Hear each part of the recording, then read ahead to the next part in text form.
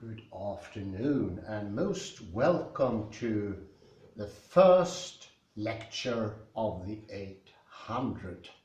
We celebrated yesterday the jubilee of 800 and now we're starting a new century, actually going in the direction of the millennium. And to be honest, things are happening so fast that I have no idea where the millennium is going to take us. It seems that all that's been ingrained, everything all the hard work, all the repetition, all the ghastly lectures at some time that have been very, very hard. Now the fruition is coming, now it's blooming, now we're getting the payment for the whole work. And this of course does not mean that I will lend myself to lenience, but it's a telling thing, and it's actually a little bit repetition what the 1% guys said. James James Clear, the 1% habit, that you strive and you strive and you strive and nothing happens. And it could take up to a year until it happens. But then it's not unusual, you get a very sharp raise. Because it takes 8 to 9 months for the neurons, the muscular procedure, to change as well. So I think this is in the same ballpark, so to speak. Well, anyway, let's cut to the chase and get into today's lecture. And today's lecture has a very long and unappetizing title. Why settle for what is secondary and derivative? But I promise you, it's going to hold a rather big surprise. A surprise that knocked me off my willies completely. Maybe the biggest surprise I had so far. Well, we'll get into that later in the lecture. Let's start with the same old thing. How do we do the movement, the magic movement, the Darren Brown thing? Well, first we divide, and the wholeness becomes here original and copy, or the mirror, reflection you can call it also. The second movement is prioritize. We say that this is more worth. This is where the sun shines. This is the better half. And the third, this is the lesser part. This is not as valuable. This is something to shove off into the background. This should be in the foreground. And the original is, of course, in some way the present. It's present to whomever is there. It's my original perception of something. It's also, in a way, oddly enough, the true reflection, the true identity, because it's the same. It's the only thing that can be the same as itself. That's identity. The third thing is that it's stable. It's pure and stable. It doesn't change. And even if this has deviations and things that are not correct, we can always go back to the original and check it out. It's a little bit like a dictionary. You can know the truth. It's the real McCoy, as they say in Britain. Whereas the other thing is absent in a way. It's not made with the original time and the original nearness. It's not here. It's not made in presence. 2, it doesn't bear the shape of identity or the character of identity. It's not identified. It doesn't have identity. This is always the same as itself. This is a deviation, not only to the original, but to all other things, because in this you abandon sameness. You can also call that it's not the same, because we have so many copies. It's one thing. We have so many different moments that I am not me. They all vary in time and in place. They could be made in that place over there or that place over there. It could be made yesterday, but it could also be made in the future. We don't have identity anymore. So of course we don't have the full presence. Third thing, it's not stable, it's not permanent. It's not always there. It's moving about. It's different to itself, indifferent to others. It doesn't hold the full stableness that full presence only can give you. Isn't this odd? How does this coincide with why settle for what is secondary and derivative? It flies in the eye with what I'm saying. Well, I say this looking for these things, and the whole process of dividing, prioritizing, marginalizing could actually be caused by an original lack, that something is definitely missing. Why otherwise do this energy-taking procedure which has to be repeated every single time for every experience over and over again? Why go for the extra fuss? There must be a reason. This was my thinking process earlier this morning when I woke up and started to think about these things.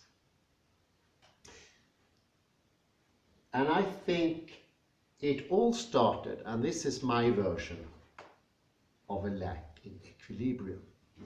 I briefly passed through that earlier, when we don't have the division that the body needs, because we made the body to one singular unit, homogeneous if you like, when in fact it should be divided.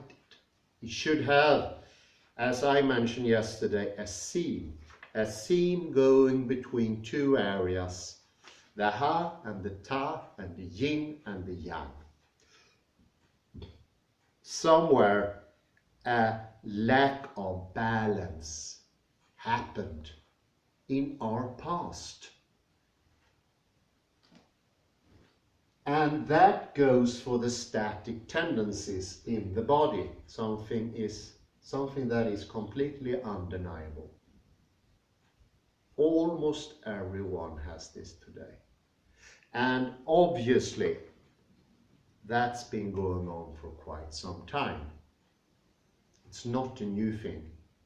Yes, it has progressed, but it's not a new thing. I have a very hard time thinking that it could just start like that. It must be a lack of equilibrium from the very beginning. And these static tendencies, this tensing of knee, of hips, of the back, of the shoulders, going out this way, tensing to hold myself. Look, I'm holding myself. I really strive to be upright. I do an effort. Of course, there's a lack of wholeness. I added my erectedness. And it's not in me only. You can go to every lecture hall or watch people on the bus, and you could see that they are constantly adding something to themselves.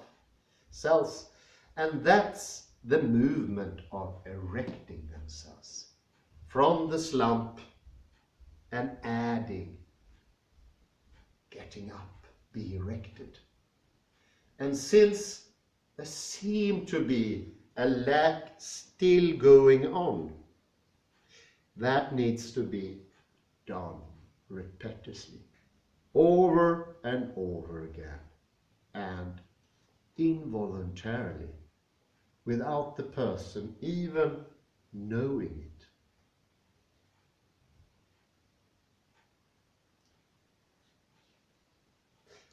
I call it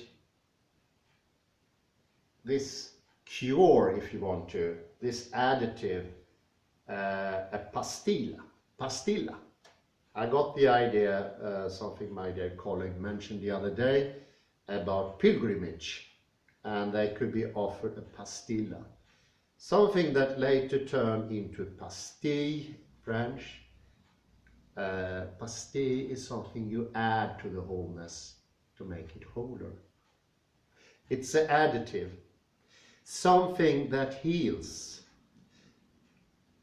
and can make everything perfect. We could see the striving here, the tendency. It's a movement. This is literally a movement of the hand. It's the same as the magician is pointing to one card when the deck of cards is in the other hand.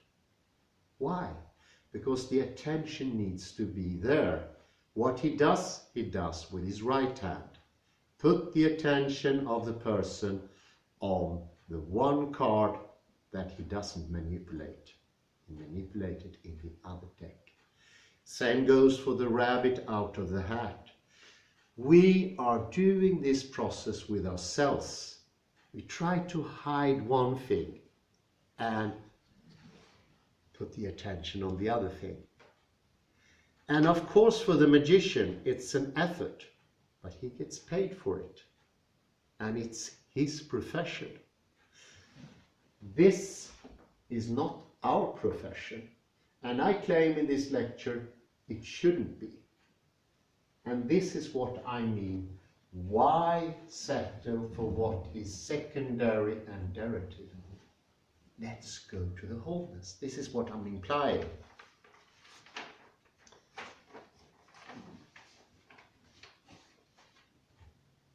And I say, this is a big part, the fourth thing here. Mirroring taken as self. I looked into the system of mirroring. The book provided is very interesting. I'll give the title in a bit here. Let's see where I put my... You put a pause there. This is this excellent book, The Chain of the Mirror, written by Rudolf Gachet. And Derrida is not in the movement of the mirroring effect. Reflection is not his cup of tea. He shows in his work the mainstream in the Derridian project to oversimplify everything. Derrida wasn't keen on concepts for his own thing, but today we're going to do an exception, and I hope Derrida will forgive us for this. But you could actually say the whole thing is about not mirroring, not reflection. The whole thing in the Derridian project. And that's why I think this is so utterly important, that the mirroring is taken as self. That's part of the whole process. It's a dual locking process that takes mirroring taking as self. And somewhere it's almost like somebody looked into the mirror and the mirror got crashed.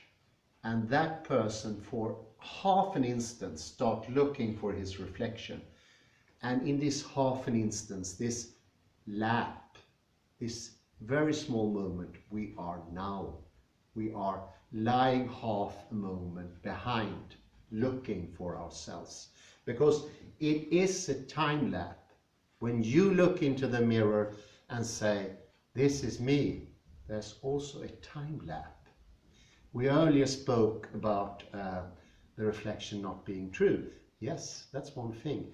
But there's another thing as well, the time lap. Because every time the self is a reflection, there's going to be a time lap. You're going to be a little behind. And that is very important, incredibly important. And this is bound to be secondary because it's always after the moment. This is always after the moment. It's inevitable because this takes time. To divide, prioritize and marginalize take time. It's an effort. That's why I say it's an effort. Remember the magician. He's doing an effort in front of you. He gets paid. You don't. Why do you do it? And this is what I'm pointing at. Why settle for the derivative? Let me now explain a little bit more in detail. Sorry.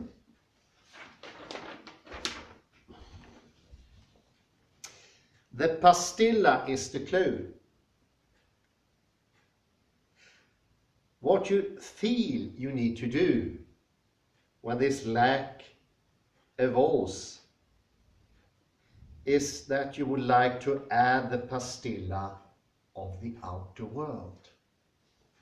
It's not enough with presencing. You need an additive. You take the pastilla of the outer world. And this outer world is one moment after the fact. And it's also not present. You see here, there is a lack of presencing, but in another way, more real way. But why do you add this outer world? That we mentioned before, that's why we have representationalism. We've gone through that in these 800 lectures.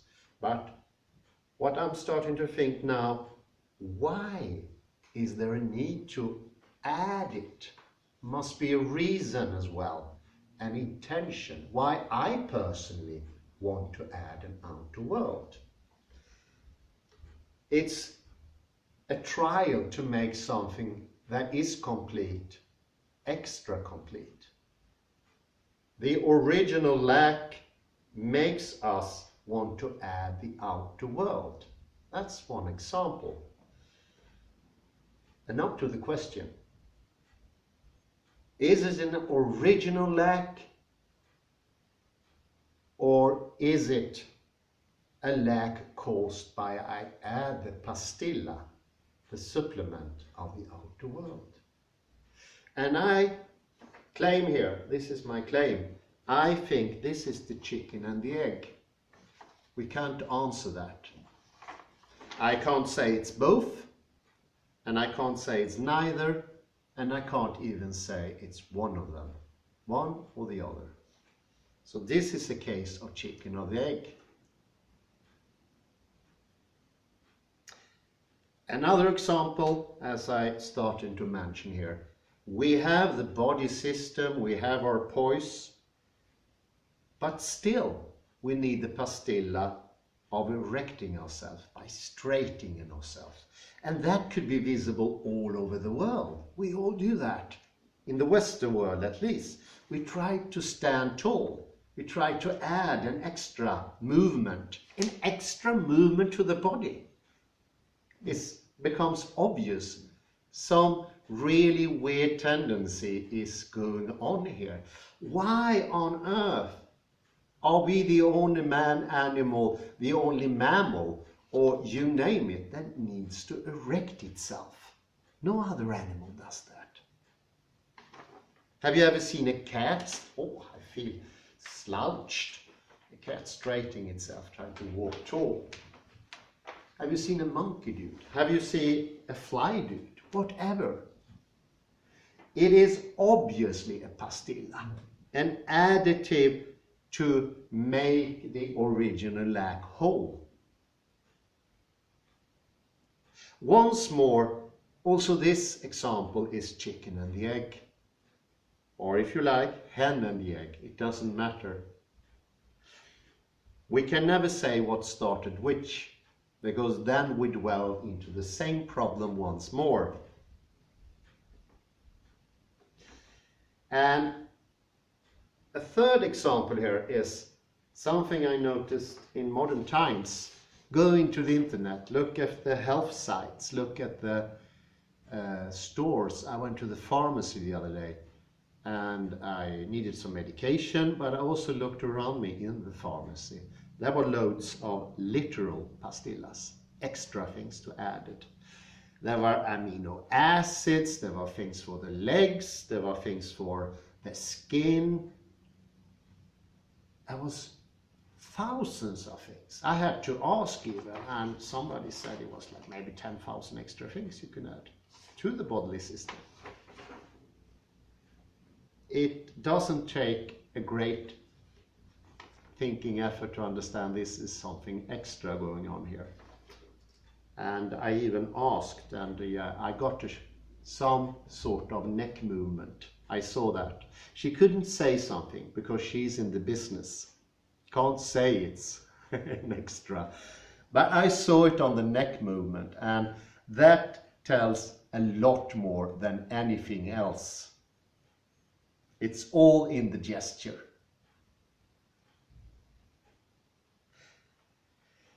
A third example, it's even more obvious today, and I think this is such a good point because if it would have been completely new, it would have been one thing that we sort of discovered, we need this pastilla, but it's been around for a while, but it progressed lately. And that we need to add something complementary to the food, or also change the food to make it more complementary to what we eat normally. And what I mean here, to make this example a little bit more specific, is the vegetarian idea. It's been around for a while, it has been maybe stable, so there is no suspicion there, not much suspicion. But the last 10, 15, 20 years, it progressed like this. Go into a normal supermarket, go into the store, and you see a whole section of vegetarian, vegan even. This is supposed to make your already healthy body healthier.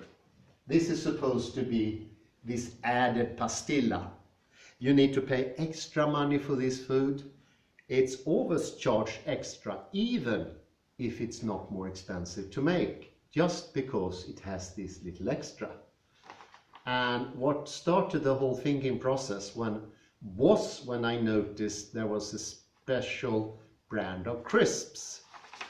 And this special brand of crisps actually had a label and colors on it bag that gave actually my idea of it being a pastilla. It was green, it was blue, it looked healthier.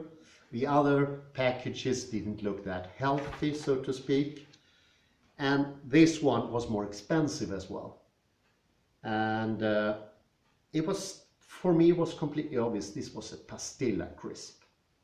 Or called taco something, I don't remember the name.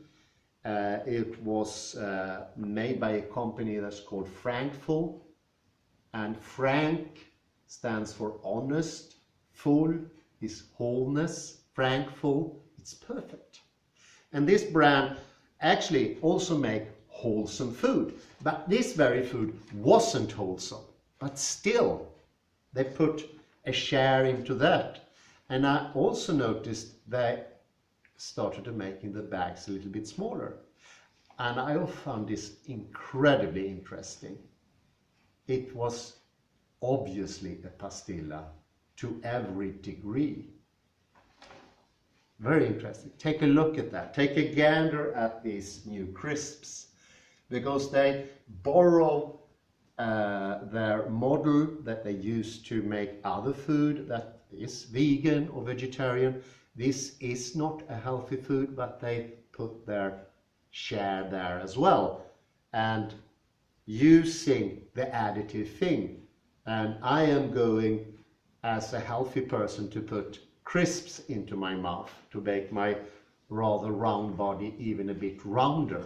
So you see, there is something to think about here. There's paradoxes erupting that maybe points to that there is something secondary in the system. Something is not 100% whole in that way.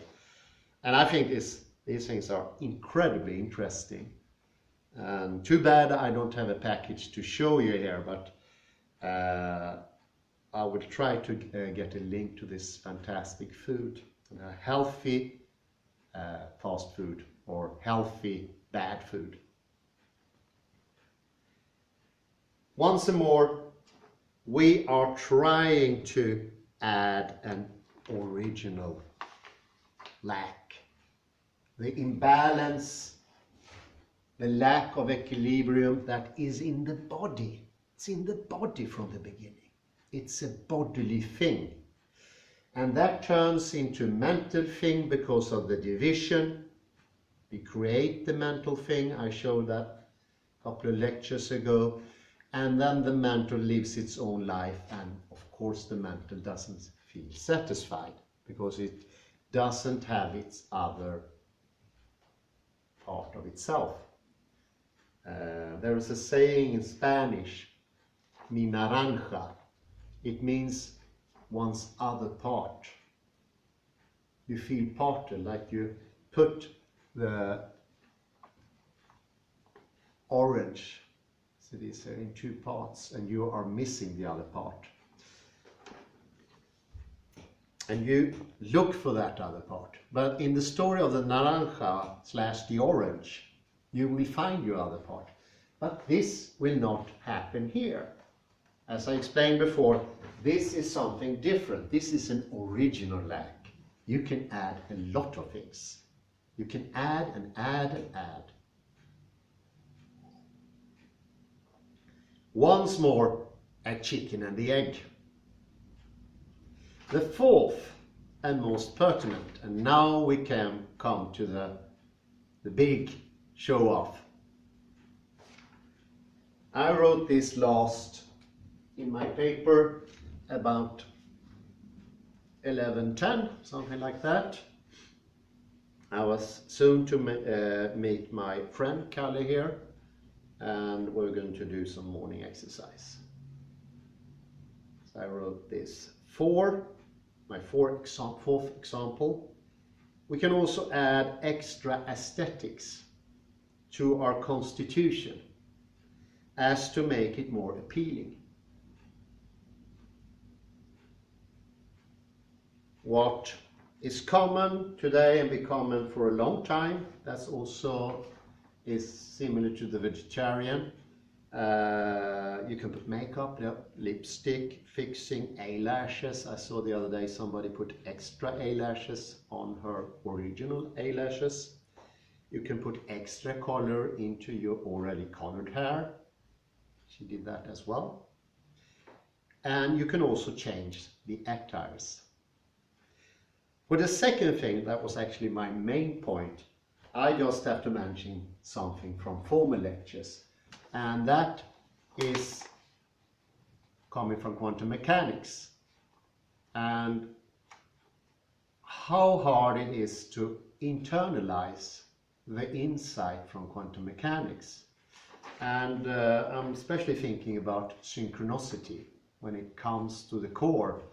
We always have a hard time accepting those synchronicities when they evolve in our own lives, because we haven't internalized quantum mechanics.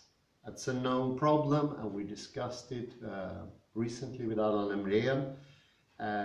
My Icelandic friend mentioned it loads of time. Very few of his colleagues in Berkeley and so forth haven't internalized this, despite they are working with the whole day.